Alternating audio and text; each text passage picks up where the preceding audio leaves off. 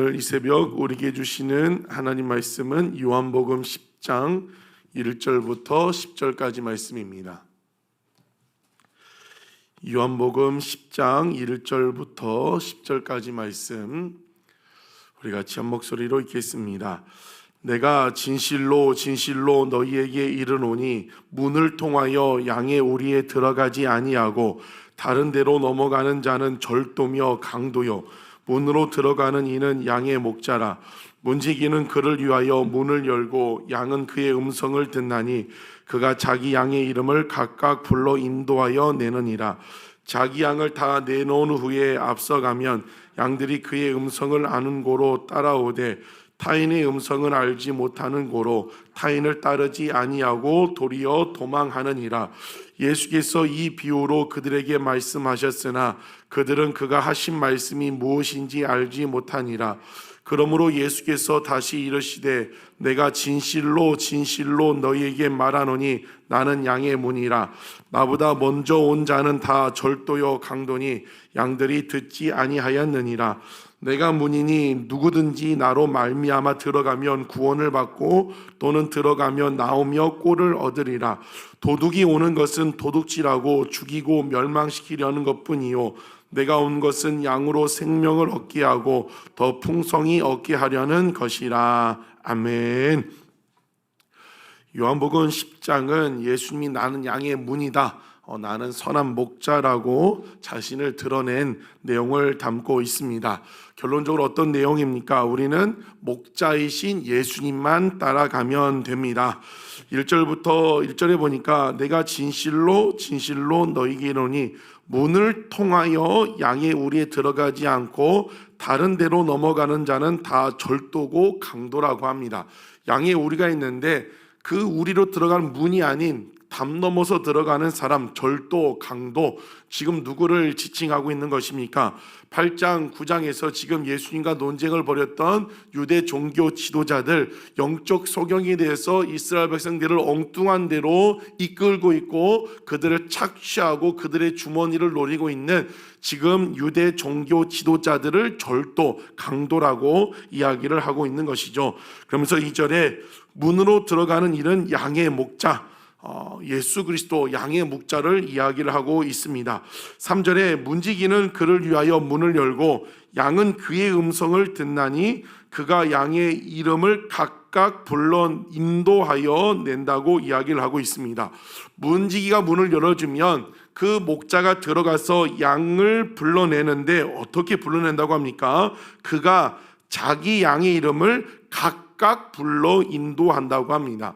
양이 많게는 수십 마리에서 수백 마리까지 될 수도 있는데 그냥 오 해가지고 우르르 몰고 나오는 것이 아니라 어떻게 데리고 나온다고요? 각각 이름을 부른다고 이야기를 하고 있습니다.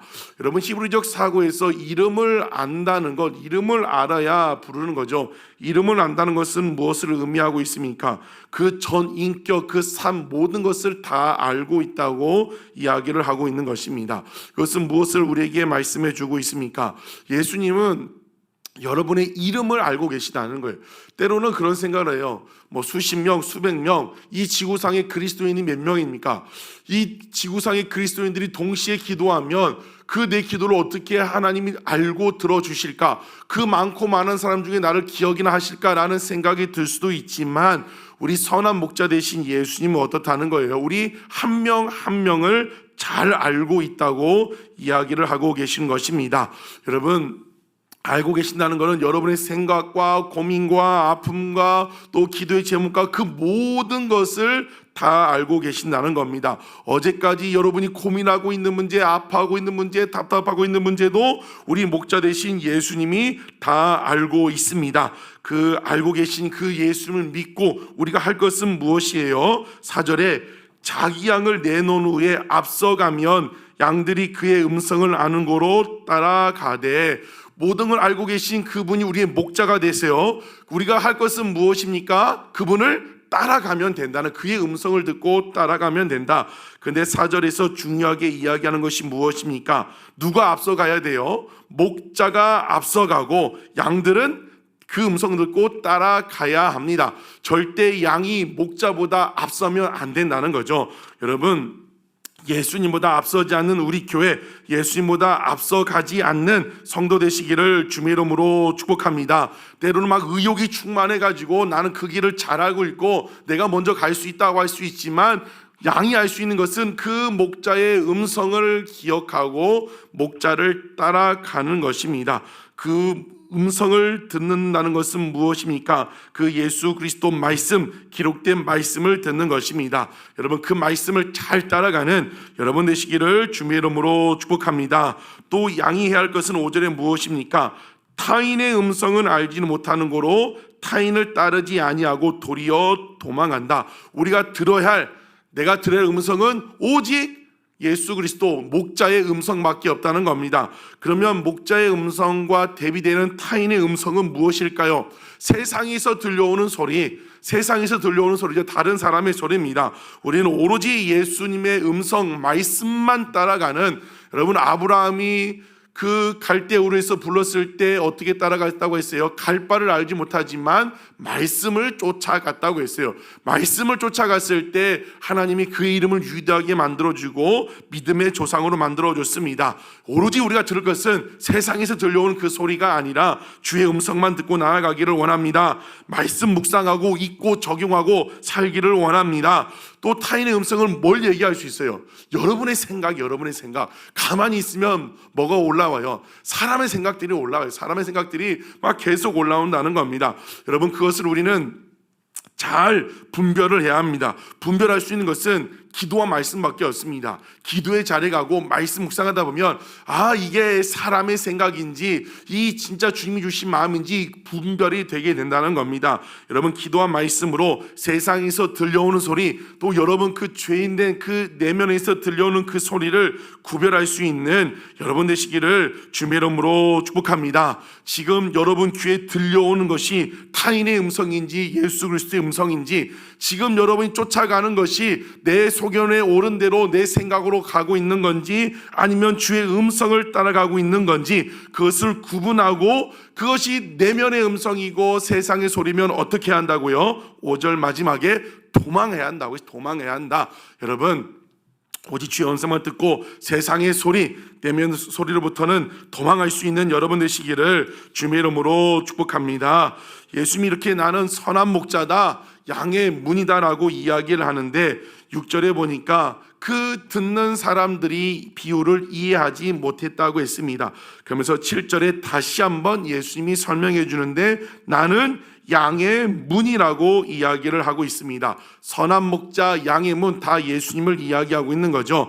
그러면서 8절에 또 다시 한번 이야기하죠. 나보다 먼저 온 자는 절도 강도니 양들이 듣지 아니하였느니라.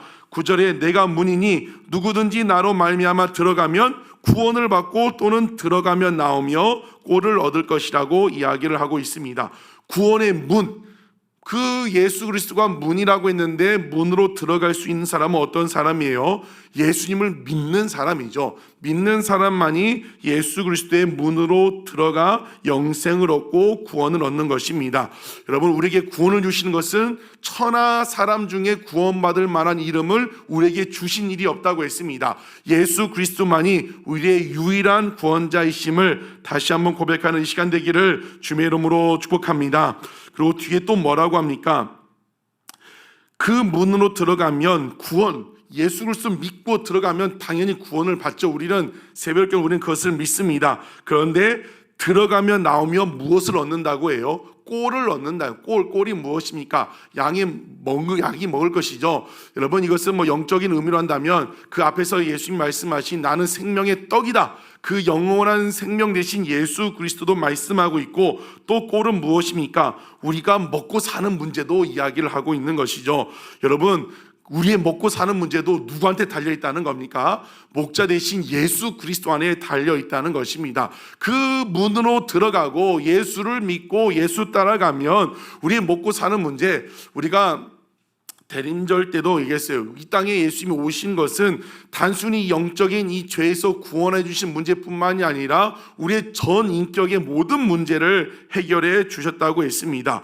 여러분의 먹고 사는 문제 누가 해결할 수 있습니까? 예수님이 해결할 수 있어요. 우리 삶의 모든 문제 누구 안에 답이 있습니까? 예수 안에 답이 있습니다. 그 문으로 들어가며 나가며 꼴을 얻는다고 했습니다. 그래서 이것을 진리를 깨달은 다윗은 늘 뭐라고 고백합니까? 여호와는 나의 목자시니 내가 부족함이 없다고 늘 고백하고 있는 것입니다.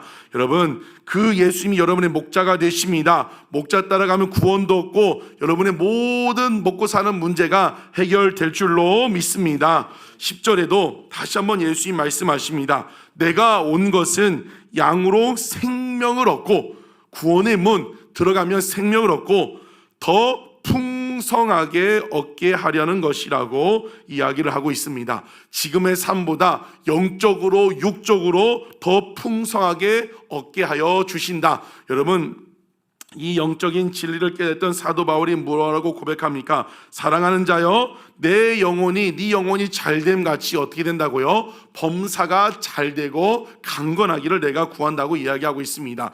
영혼의 문제가 잘되면 우리의 육적인 문제도 잘될 줄로 믿습니다. 우리가 해야 할 것은 무엇이에요? 목자 되신 그 주님만, 그 음성만 믿고 따라가면 된다는 겁니다.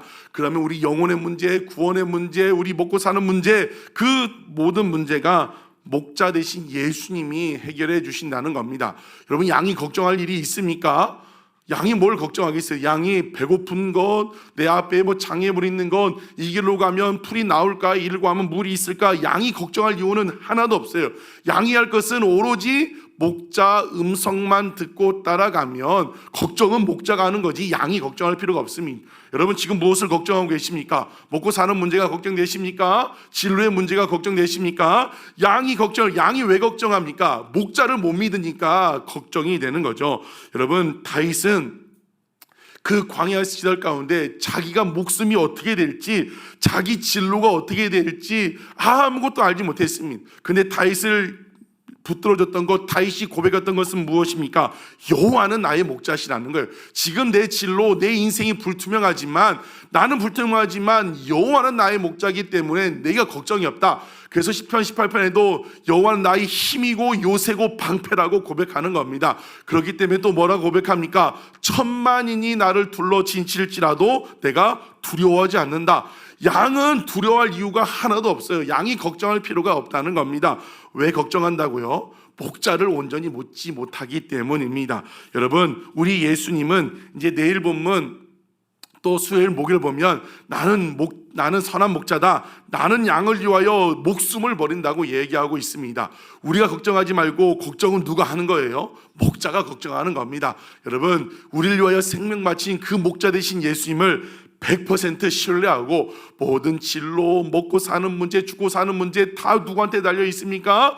목자 되신 예수님께 달려 있습니다. 그분만 따라가면 구원도 얻고 꼴도 얻고 10절 말씀처럼 지금보다 더 풍성한 삶을 살게 될 줄로 믿습니다. 오늘도 그 목자의 음성, 그 목자만을 바라보고 믿고 따라갈 수 있는 귀한 성도들 되시기를 주님의 이름으로 축복합니다. 기도하시겠습니다.